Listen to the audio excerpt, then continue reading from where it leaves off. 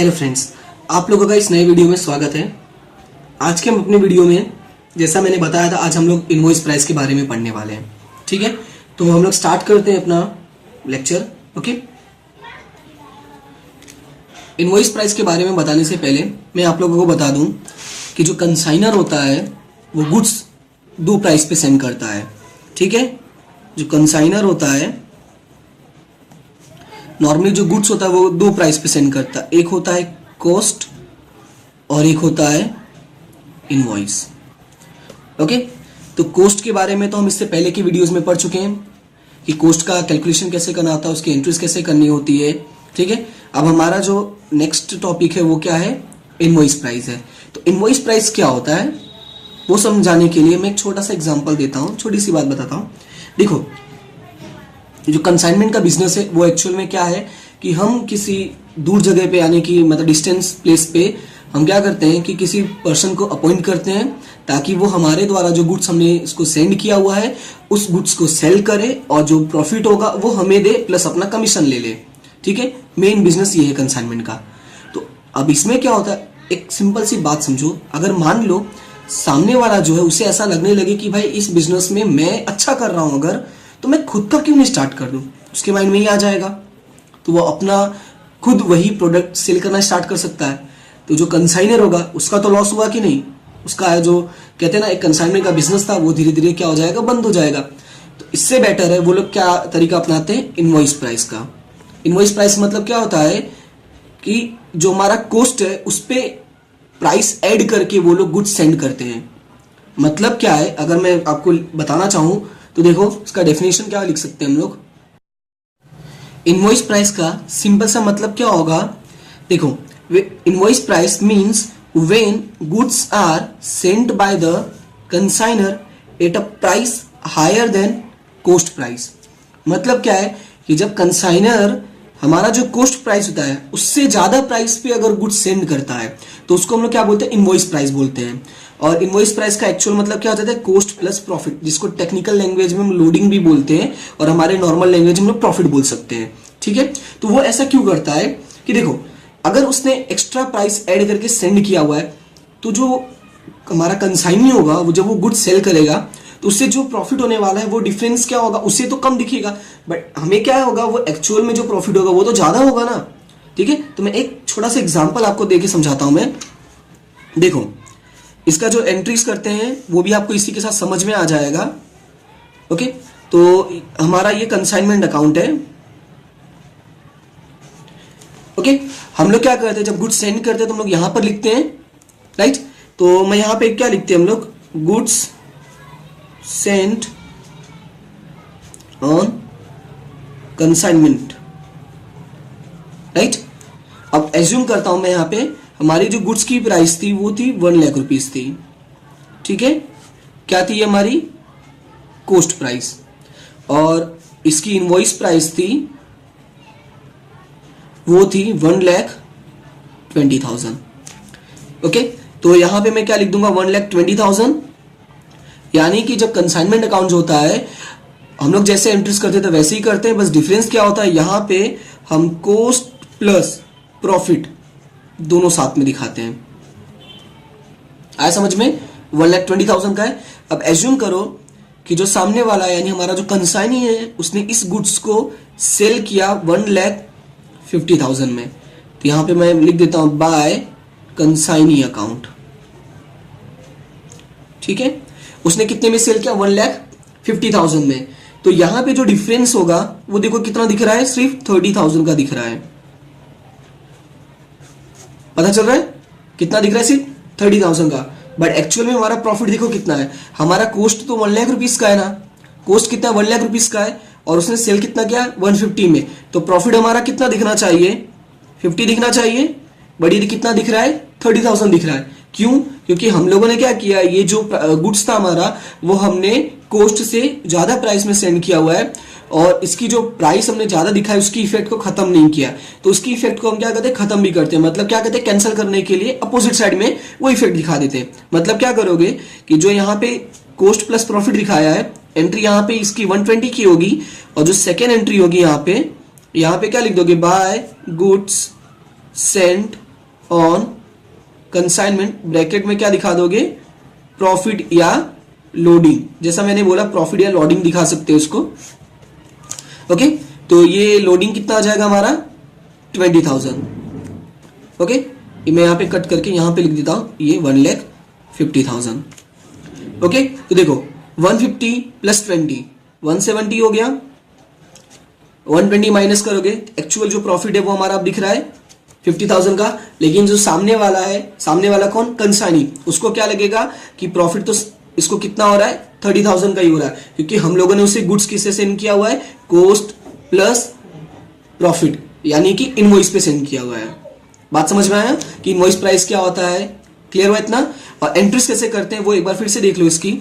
Consignment के debit side में क्या लिखो, goods sent on consignment account, जो हमारा प्रॉफिट होगा उसके साथ ऐड करके लिखना होता है, यानी इन शॉर्ट अगर मैं कहूं तो इसको यहाँ पे इनवॉइस प्राइस पे दिखाते हैं, इसको शॉर्ट में आईपी लिखते हैं, इनवॉइस प्राइस। ठीक है, फिर जितना हमने प्रॉफिट ऐड किया हुआ है उसकी एक अपोजिट एंट्री करते हैं, ताकि ये जो प्रॉफिट हो वो हमारा जो कहते हैं ना कि डिफरेंस जो खत्म करने के लिए वो लिखना होता है हमें। नाम क्या लिखोगे, by goods sent on consignment ही लिखना होता है, और जितना प्रॉफिट ऐड किया उतना, हमने इस पे 20,000 ऐड किया था तो इसलिए मैंने 20,000 लिखा। समझ में आया, क्लियर हुआ इतना। इसके साथ ही ये तो नॉर्मल था, एक हो जाता है क्लोजिंग, क्या हो जाता है, क्लोजिंग स्टॉक। जब वो सामने वाला क्लोजिंग स्टॉक कैलकुलेट करेगा तो वो भी किस पे कैलकुलेट करेगा, इनवॉइस प्राइस पे, क्योंकि उसे तो पता ही नहीं है ना कि कॉस्ट कितना है, उससे तो हमने इनवॉइस प्राइस पे सेंड किया हुआ है।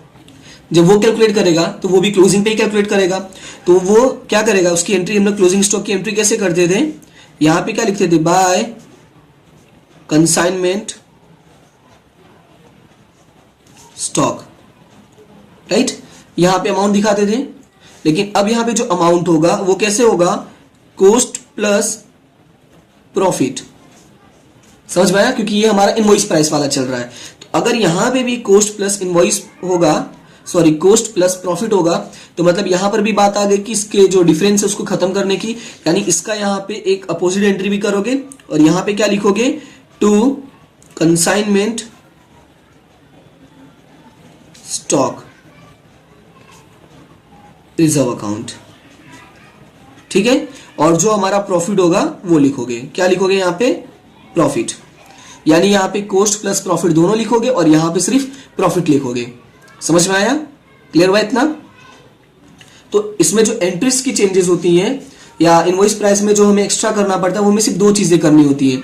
एक तो ये होता है कि हमारा जो ये कैलकुलेशन होता है वो चेंज हो जाता है, क्योंकि कॉस्ट प्लस प्रॉफिट हो जाता है, इसके लिए थोड़ा सा चेंज हो जाएगा। दूसरी चीज होती है कि हमारी एंट्रीज चेंज हो जाती है।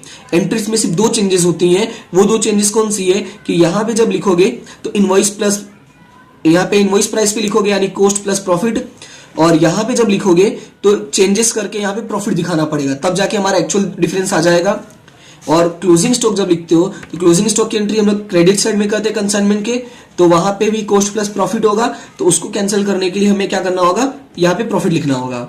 समझ में आया, यानी अगर टेक्निकल लैंग्वेज में बताऊं या अकाउंट के अकॉर्डिंग, तो इसकी हमें चार एंट्रीज याद रखनी है हमें। पहला कि गुड्स सेंट ऑन कंसाइनमेंट, इसका अपोजिट में इसका जो हमारा प्रॉफिट ऐड किया है वो, और क्लोजिंग स्टॉक का और इसका जो प्रॉफिट ऐड किया है वो। आया समझ में, क्लियर हुआ इतना। इतना समझ में आया कि इनवॉइस प्राइस क्या है, कैलकुलेशन कैसे करना होता है। ओके, तो आगे बढ़ते हैं हम लोग। ये मैंने लिखा invoice is equal to cost plus profit, but normally क्या होता है कि जो प्रॉफिट होता है वो नॉर्मली लोग दो तरीके से ऐड करते हैं। एक होता है कॉस्ट पर ऐड करना होता है, एक होता है प्रॉफिट पर ऐड करना। जो हमारे क्वेश्चंस होते हैं ना उसमें दोनों में से किसी पर भी वो लोग पूछ सकते हैं। जैसे अगर आपको याद हो कि आपने 6-7 में या 8 में हम लोग पढ़ते थे ना, प्रॉफिट कैलकुलेट करते थे ना कि cost plus profit is equal to sale, right. उसमें बोलता था 20% profit on cost, 20% profit on sale. तो वही वाला कंसेप्ट यहाँ पर भी यूज होता है। तो वो समझो कैसे कैलकुलेट करना होता है कि नॉर्मली जो प्रॉफिट होता है, जो कंसाइनर होता है वो नॉर्मली प्रॉफिट दो तरीके से ऐड करता है।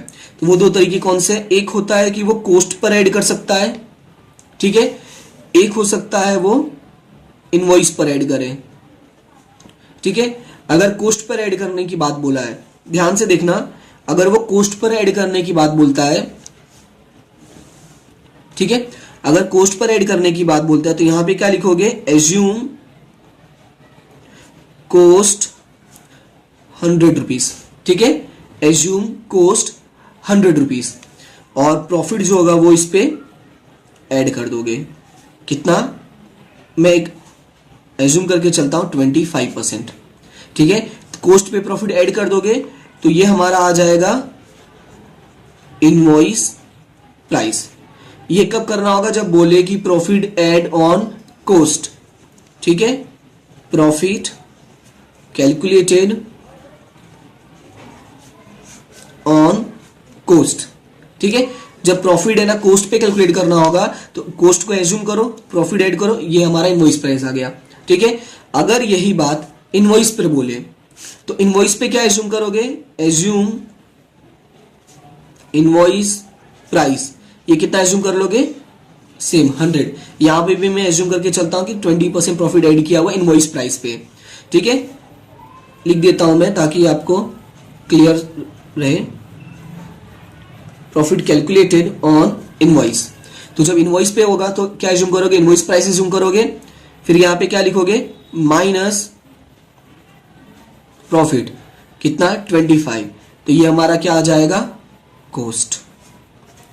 समझ में आया, मतलब क्या हुआ कि जब अगर कोस्ट पर बोलेगा तो प्रॉफिट ऐड करके कैलकुलेट करोगे, जब इनवॉइस पर बोलेगा तो प्रॉफिट माइनस करके कैलकुलेट करोगे, ठीक है।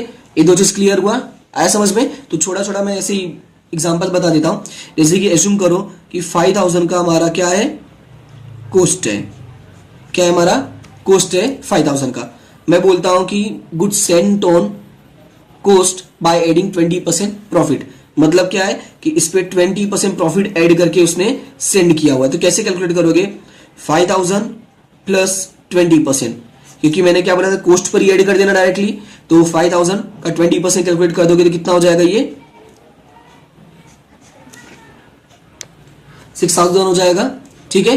ये तो बात आ गई कोस्ट पर की। अगर इसी तरह से कैलकुलेट बोले इनवॉइस पे, ठीक है, मान लो ऐसा बोलता है कि profit calculated on invoice price, चलो मैं इसको एज्यूम करता हूं 5000 ही एज्यूम करके, यही क्वेश्चन यहाँ पे कि ये कोस्ट दिया हुआ है और 20% प्रॉफिट ऐड करने की बात की है, लेकिन ऐड ऑन इनवॉइस प्राइस बोला है। तो मैंने क्या बोला था कि अगर ऐड ऑन इनवॉइस प्राइस आएगा तो तुम ये एज्यूम करके चलोगे कि हमारा, एज्यूम करो इनवॉइस प्राइस कितना है, 100 रुपीज है, 20% प्रॉफिट ऐड करने की बात किया है, तो प्रॉफिट क्या करोगे 20% यहां पे माइनस कर दोगे, तो कोस्ट आपका कितना आ जाएगा, 80 रुपीज आ जाएगा। देखो ये हमारा होता है इनवॉइस प्राइस, ये होता है हमारा प्रॉफिट, और ये होता है हमारा कोस्ट प्राइस। तो हमारे पास जो क्वेश्चन में जानकारी होती है उसके अकॉर्डिंग हमें यहाँ पे लिखना होता है। एक दो बात याद रखना, पहला ये कि क्वेश्चन में प्रॉफिट किस पर कैलकुलेट करने के लिए बोला है, ठीक है, उसके अकॉर्डिंग ये अपना स्ट्रक्चर बना लो, ठीक है, उसके अकॉर्डिंग ये हमारा जो स्ट्रक्चर जैसा मैंने बताया आपको ये बना लो। उसके बाद जो जानकारी दी होती है उसके अकॉर्डिंग अमाउंट को पुट करो और कैलकुलेट करो। जैसे कि यहाँ पे हमें क्या दिया हुआ है, कोस्ट दिया हुआ है, तो कोस्ट के सामने मैं लिख दूंगा 5000, फिर क्या कर दूंगा क्रॉस मल्टीप्लीकेशन, तो इनवॉइस प्राइस मिल जाएगा। तो उसको कैलकुलेट करोगे तो 5000 मल्टीप्लाई बाय 100 डिवाइडेड बाय 80, तो ये आ जाएगा 6250। क्रॉस मल्टीप्लीकेशन करोगे तो 5000 मल्टीप्लाई बाय 100 डिवाइडेड बाय 80, तो हमारा इनवॉइस प्राइस कितना आ गया, 6250 रुपीज आया। बात समझ में आई, क्लियर है इतना। तो याद रखना इसमें कि जो हमारा कैलकुलेशन में होगा, यानी हमारा जो क्वेश्चन में होगा, वो प्रॉफिट किस पर ऐड करने के लिए बोला है उसके अकॉर्डिंग एज्यूम कर लो। उसके बाद जो जानकारी दी है उसके सामने वो जानकारी लिख दो। फॉर एग्जाम्पल कि अगर इसी क्वेश्चन में इसको आगे करके बताता हूं, जैसे कि मान लो क्वेश्चन में ऐसा लिखा होता है कि 6250 हमारा इनवॉइस प्राइस दिया हुआ है, ठीक है, और जो 20% प्रॉफिट है वो मैं इसको 25 एज्यूम कर लेता हूं। 25% जो प्रॉफिट है वो किस पर ऐड किया, इन लोगों ने इनवॉइस प्राइस पर ऐड किया हुआ है। तो हमें तो कॉस्ट भी जानना होगा, क्योंकि हम क्या करते हैं, ये जो एंट्रीज होती है वो हमें करनी होती है कॉस्ट प्लस प्रॉफिट, और यहाँ पे चेंजेस लोडिंग दिखाना होता है, इसलिए हमें वो दोनों जानना ज्यादा जरूरी है। तो क्या करोगे कि ये जो दिया हुआ है पहले उसके अकॉर्डिंग एज्यूम करो। 25% ऐड ऑन इनवॉइस प्राइस बोला है, तो पहले एज्यूम करो कि इनवॉइस प्राइस आपका कितना होगा, 100 होगा, ठीक है।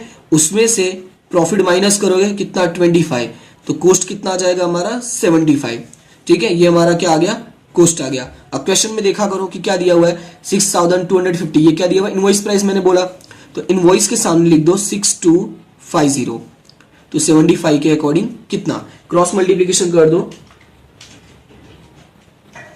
कितना आएगा ये 4687.5 रुपीज आ जाएगा। बात समझ में आया, क्लियर हुआ इतना, इस तरह से ये कैलकुलेट करना होता है। ओके, इतना समझ में आया कि जब कोस्ट पर बोला हो तो कोस्ट वाला कैलकुलेशन करना, इनवॉइस बोला तो इनवॉइस वाला कैलकुलेशन ये लिखना, इसके बाद जो अमाउंट दी हो उसके अकॉर्डिंग उसके सामने लिख दो, फिर जो फाइंड आउट करना आप कर सकते हो। अगर आपको प्रॉफिट डायरेक्टली फाइंड आउट करना इसके सामने क्वेश्चन मार्क करो, और कोस्ट फाइंड आउट करना इसके सामने क्वेश्चन मार्क करो। ठीक है, क्लियर हुआ इतना, इतना समझ में आया? तो ठीक है, आज के लिए इतना ही काफी है। आज हम लोग सिर्फ ये हम लोगों ने पढ़ा कि इनवॉइस प्राइस कैसे कैलकुलेट करते हैं। मैं आपको नेक्स्ट वीडियो में, और वो जल्दी मैं बता दूंगा, मैक्सिमम एक दिन, इससे ज़्यादा नहीं लूंगा मैं, और मैं आपको वो समझा दूंगा कि इसकी एक लॉन्ग क्वेश्चन के साथ किसके एंट्रीज कैसे करते हैं। ठीक है, तब तक आप लोग ये देख लो और सीख लो कि इसके एंट्रीज कैसे करते हैं, इनवॉइस प्राइस का मतलब क्या होता है, और कैलकुलेशन कैसे करते हैं। Okay, thank you.